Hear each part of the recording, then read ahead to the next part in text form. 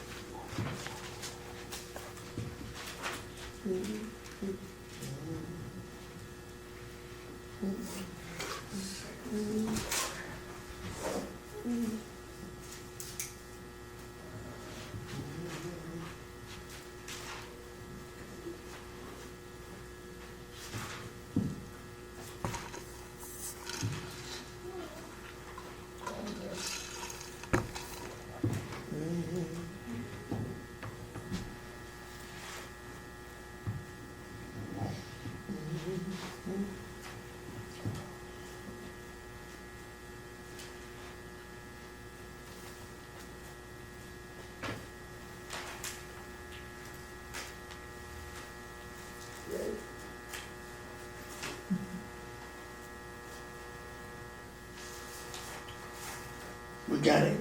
Yeah, I haven't had it. Oh, okay, all right. Straightening up, Lord. All right, that's awesome. Let it stand.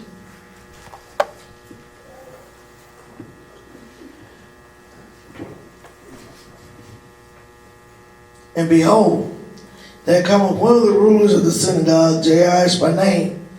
And when he saw him, he fell at his feet, and besought him greatly, saying, My little daughter lieth at the point of death. I pray thee, come and lay thy hands on her, that she may be healed, and she shall live. And Jesus went with him, and much people followed him and thronged him. Now skip down to verse 35. Over to 35. Well, while he yet spake, there came from the ruler of the synagogue's house certain which said, Thy daughter is dead. Why troublest thou the master any further? And as soon as Jesus heard the word that was spoken, he said unto the ruler of the synagogue, Be not afraid, only believe. And he suffered no man to follow him, save Peter and James and John, the brother of James. And he cometh to the house of the ruler of the synagogue, and seeth the tumult, and them that wept and wailed greatly. And when he was come in, he said unto them, Why make ye this ado and weep? The damsel is not dead, but sleepeth. And they laughed him with scorn. But when he had put them all out, he taketh the father and the mother of the damsel, and them that were with him, and entered in where the damsel was lying. And he took the damsel by the hand, and said unto her, Talitha cumi, which is being interpreted, Damsel, I say unto thee, arise. And straightway the damsel arose and walked, for she was of the age of 12 years. And they were astonished with a great astonishment. And he charged them straitly that no man should know it, and commanded that something should be given her to eat. We thank you for everything that you do for us, Father, Lord. We honor and glorify your name for singing that's been sung. And Lord, just touch the message and let it be a help to us. Let us be hearers and doers of the word. In Jesus' name, amen. Amen. Amen. Just like the song was a while ago that played, said, not yet. Not yet. Now here you got this great ruler named Jairus' daughter. The Bible did not say what was wrong with it. It just said she was sick. She was at the point of death. So he came because he knew who the help was. It was Jesus. And that's the way we should be. Anytime we got a problem, anytime we got a situation, anytime we got affliction, or have a bad thing going on in our bodies and in our minds and all that, we should run to Jesus. Right. Sometimes we put more faith in the doctor and the medicine than we do the Lord. And he's the help. So the ruler went and ran and said, I got to get to Jesus. I know that if I get to Jesus, that he'll be able to pray for my daughter and she'll be all right. That's how we should do. If I could just get to Jesus, I'll be all right. If I could just talk to Jesus, I know my mind can be settled. If I could just talk to Jesus, I know I can sit back and don't have to worry. If I can talk to Jesus, I know he'll make everything all right. When we were little, we ran to mama, we ran to daddy because we knew I run to them, they'll make everything okay. They'll make me feel better. Well, that's the way we ought to be when we become Christians.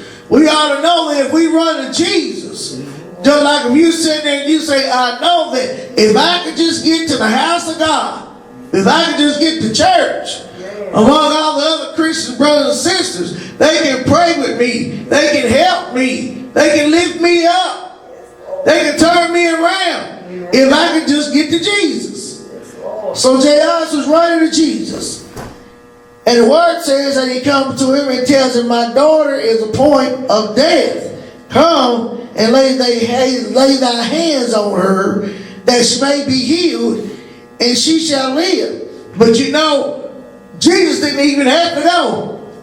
I remind of the scripture that there was this captain of this great army, and he had a servant that was dying. And he came, and Jesus told Jesus, I need you to pray for my servant. Jesus was okay. Leslie said, no, I don't want you to come to my house. I'm not worthy of you being in my presence. He said, I'm a man that I tell men when to come and when to go and what to do and what not to do. And he said, you're a great man as well. But he said one powerful thing. He said, if you speak the word, he said, my servant will be healed. How many know out there today that if the Lord don't have to come personally touch, all you got to do is speak the word. Amen. All you got to do is speak the word and that cancer leave. Yeah. All you got to do is speak the word and that heart attack will stop. Yeah. All you got to do is just speak the word and that stroke will go away. All you got to do is just speak the word and our children can be saved. Amen. All you got to do is speak the word and we'll come out of that nervous breakdown. All we got to do is just speak the word, he'll lower that high blood pressure. Yeah. Speak the word, he'll lower that sugar diabetes. Amen. Speak the word, that arthritis will go away. Amen. He don't have to go, all he got to do is speak it. Yes. The devil will come sometime and try to attack us in our dreams and attack us in our thoughts and all of that. But if we could just, if we can't get nothing out of our mouth, if we could just think the word Jesus, the devil's got to go. No matter whether you're speaking or not, he's just that powerful that if you just think his name, the devil's got to flee. So the word said that Jesus was walking with him to go to where he lived. But something happened between that time and the time he was supposed to go with him. Sometime Jesus is here, we've got a beginning of a problem, the middle part of the problem, which is the worst, and the end, which is the victory. Well, Jesus started off one way, and he had to end up stopping because there was this woman that had the issue of blood. The word said she's bled 12 long years. The doctor took her money and couldn't do nothing for her. I mean, no, that's what they do today. One day you go to the doctor for one thing, and they find 800 million things else wrong with you. You need this pig, you need that pig, you need this test, you need that test. You're like, wait a minute, I just come for one thing. And then I got all of this that I wasn't bargaining for. Yeah. And so that's how he started off there. And then she said, well, wait a minute, I done heard about this man. I've heard people say he's great. I've heard too. So she was desperate. Sometimes we got to be desperate when we run to God. Amen. You have to say, Lord, I don't know what else to do. I can't go borrow the money. I ain't getting no money the next month. I've exhausted all my resources. I don't know what else to do. I'm trying. I don't know what else to do. And then we just sit back and wonder. Here comes Jesus. And so she thought if I could just, she didn't even want to touch him. She said, if I could touch this, the hem of his garment, the very bottom of it, she said, I know I can be made whole. Yes. The Bible said that faith is the substance. Now faith is the substance of things hoped for, evidence of things not seen. Yes. Faith moves God. Like I said the other week, he cannot move in doubt and unbelief. Okay. You have got to believe. And what? Don't even need a whole lot of it. Just the size of a mustard seed. You can speak to the mountain and the mountain will be removed. Yes. But you got to have faith. Got to. She had faith enough to know. She was like, this is the end.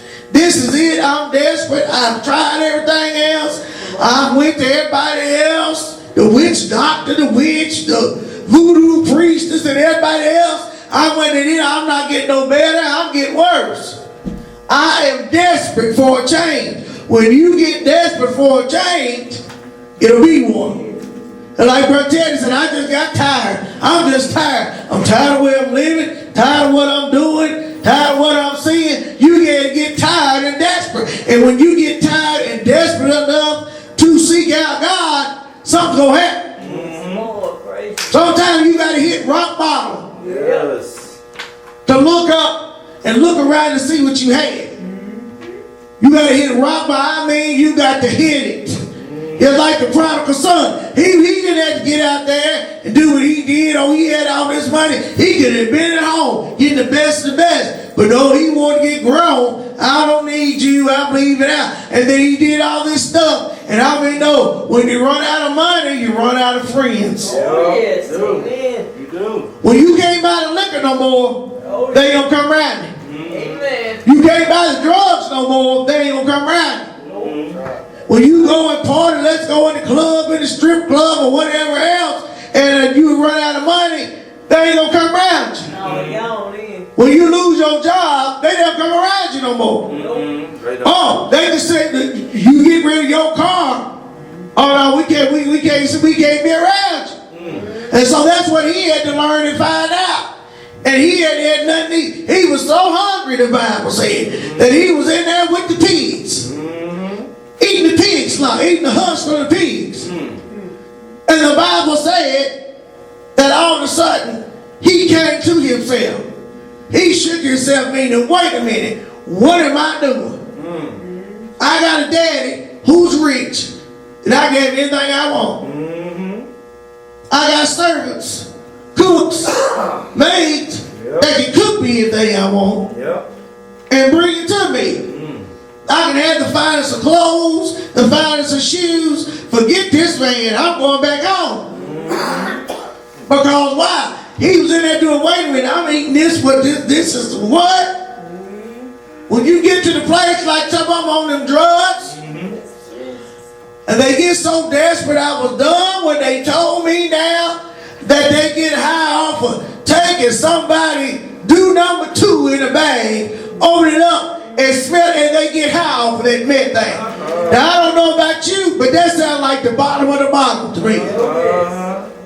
You so desperate that you will smell that and get high off of it because you can't get no more heroin or pills. That's the bottom of the bottom, honey. Oh, have mercy. You are desperate. Turn up drinking mouthwash so you can get drunk. That's desperate. Turn up a bottle of regular rubbing alcohol. That's desperate. That's hitting the bottom of the bottom barrel. Well, I never thought I would be like this. Don't take a shower. Don't wash your hair. Don't comb your hair.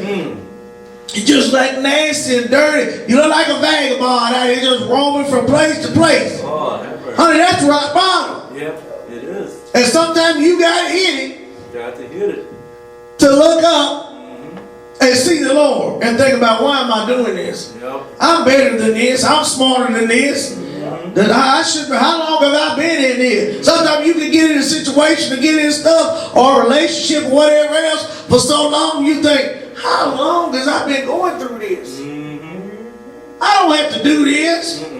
Tell the girls on the street, baby, you don't have to sell your body. You ran away with your mom and daddy, but honey, you can come home. They stand there waiting. That's the same thing with Jesus. If you backslide and you leave him, he don't leave you. Right. You leave him, all he do is say, here, come on back home, I'm waiting on you. I want you to come home so I can hug you. So I can tell you it's all right. So I can tell you I'm glad to see you. Yes. So the one with the issue of blood reached down and said, if I could just touch this part right right here. I know I can be healed. Yes. And when she touched it, Jesus knew something happened. He knew, wait a minute, I felt virtue go out of me. Somebody touched me. And the doctor said, are you crazy? Of course somebody touched. Look at all this crowd of people. Everybody get bumped into everybody. But Jesus knew, wait a minute. This is different. Somebody touched me. Yep. He said, because healing virtue flew out of me. And then the woman touched her. She was like, I did. She was scared, but she wasn't. I guess she said, oh man, I'm going to get in trouble. But Jesus said, what, daughter, thy faith made you whole. And go in peace and be whole of thy plague. See, it's a different thing just to pray, just to walk around here, blah, blah, blah. Hey, Lord, about my business, I'm washing dishes, I'm doing this. And I mean, I don't knock that you can't do that. But I feel like you got to still wait. And you know, it's Lord, blah, blah, blah, blah, blah. Jesus hears you, the Lord hears you, yeah, of course. But it's something about when you shut yourself off. And when you get along with God. And you in there an hour or two, got a prayer closet, go in and shut yourself off for an hour or two. Go on a fast for 2 or 3 days. God said, now wait a minute. This ain't no regular prayer Niece's praying. She's praying a prayer of desperation. I need to go see about her. See what's going on. Or you sit there, wait a minute, this just Lord say, this ain't the way she normally plays. You got God's attention. That's how the woman did with this. She got his attention. Because while she was desperate, she wanted that healing virtue to flow. She wanted to be healed. Well, you know what? Hey, well, I might as well try everything else. Might as well try this one too. Yeah. And then she got healed. But on the way, while Jesus was stopped at that, here comes one of the servants to J.R. She said, it ain't no need you call bring him back. She gone. She dead. She gone. He said, don't trouble the master no further. She done died. But Jesus heard it and he said, be not afraid, just only believe. It's hard to believe something sometimes when you got people coming at you to tear your faith down. Yeah. It's hard to believe sometimes and keep the faith when your husband or your wife is knocking against you. It's hard to keep the faith sometimes when the church is going against you. Yeah, that's rough. It's hard to keep the faith sometimes and not believe when the more you pray, the worse it gets. More you seek God, the worse you get. Yeah. You pray for them kids, the more I pray, the worse they get. Because you're going and going, but Jesus said, just believe. Just hold on. Just believe. Something about to happen. Yes. Yes. So he went there, you would think, oh, he stuck the girl. Why are you preaching about not yet? Because I ain't to the end of the story yet. And so Jesus said, I only believe. And notice, Jesus didn't take all his disciples with him. Well, wonder why that is. Well, sometimes the bigger crowd you got, the harder it is to work. Sometimes the bigger crowd you got, the worse it is. Yeah, I'd rather have a small crowd of people. Now don't get me wrong, hey, I'd like to have the church filled up. Right. What I'm saying is, I'd rather have a few than to have 100 troublemakers. Right. That's true. I'd rather have a few than have to get up and fight. Every time you get up in church, something's wrong, something this, you got to tell that. And I'd rather have that. So maybe Jesus was like, no, wait a minute, because if I take all of them, some of them might hinder me, some of them might, no, I ain't going to do that. The people he only took was Peter, James, and John. The more people you have around you, honey, sometimes, the worse it is. Yeah, that's true. Can be true. The worse it is. So, Jesus got to the synagogue where Jairus' daughter was. Jesus seen them all out there, they was crying and carrying on and you know all of that. You know, back in the Bible days, they paid, they call it lamentation. They paid people, in other words, to cry when you die. And some of them, And I laughed. I said, well, that's going to be me. I said, ain't nobody going to come to the funeral. Ain't nobody going to come to my funeral. I told her, I said, I had to pay folks to come to my funeral. And then one time Sue said, well, give us the money 2 or 3 days ahead of time just in case you die and we don't get the money. They ain't gonna come back here today. Hunter might come if he ain't mad at me that day. If he's mad, he ain't coming. Bo Pancho being by himself, Bo Pancho. And they was crying and carrying on. Jesus like, okay. So Jesus come in. Why make this a do? In other words, why are you doing all this? She's not dead, she's just asleep. And the first thing they started doing was laughing at Jesus.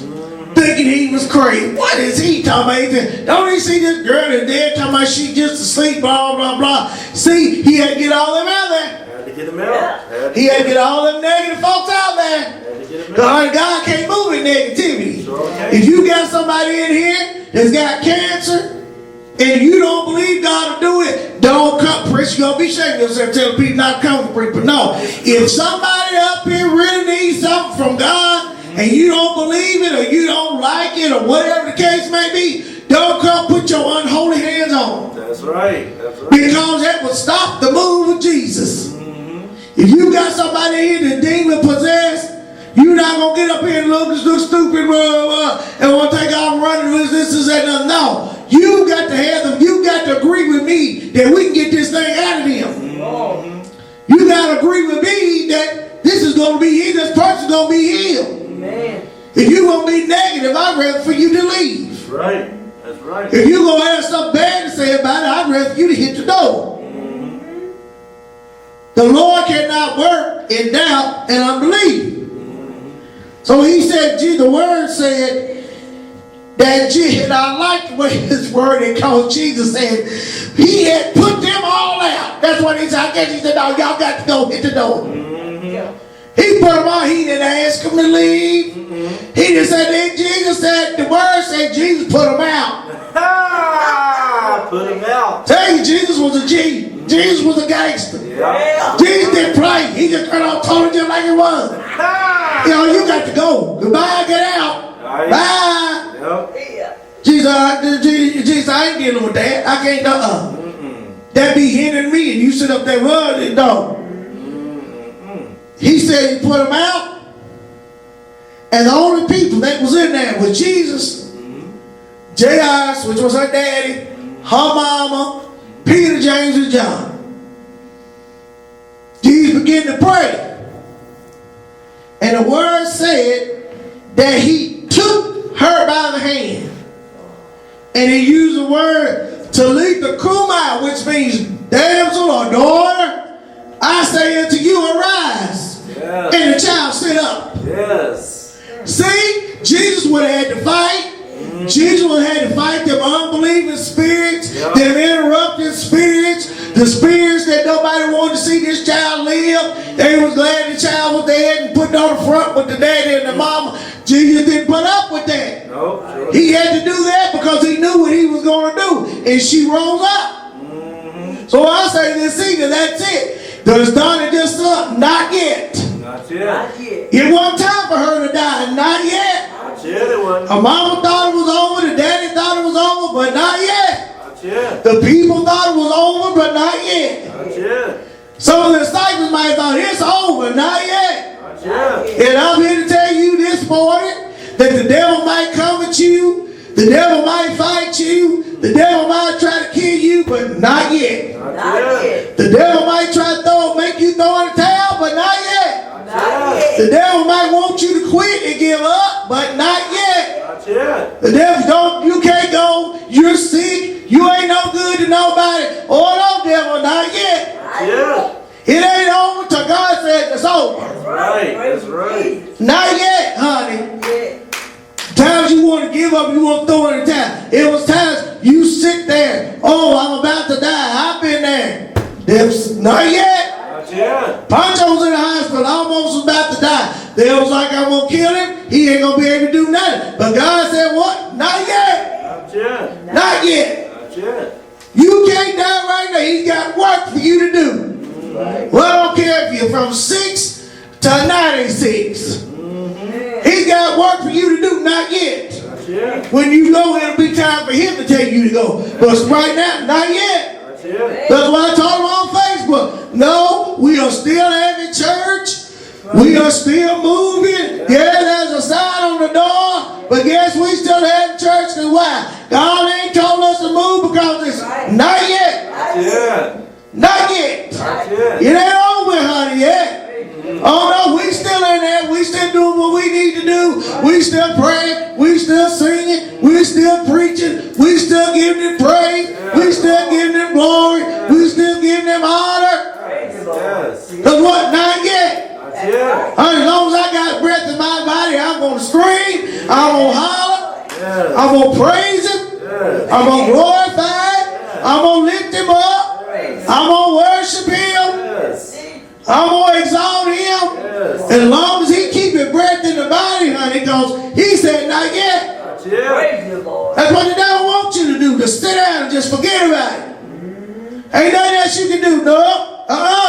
Not yet.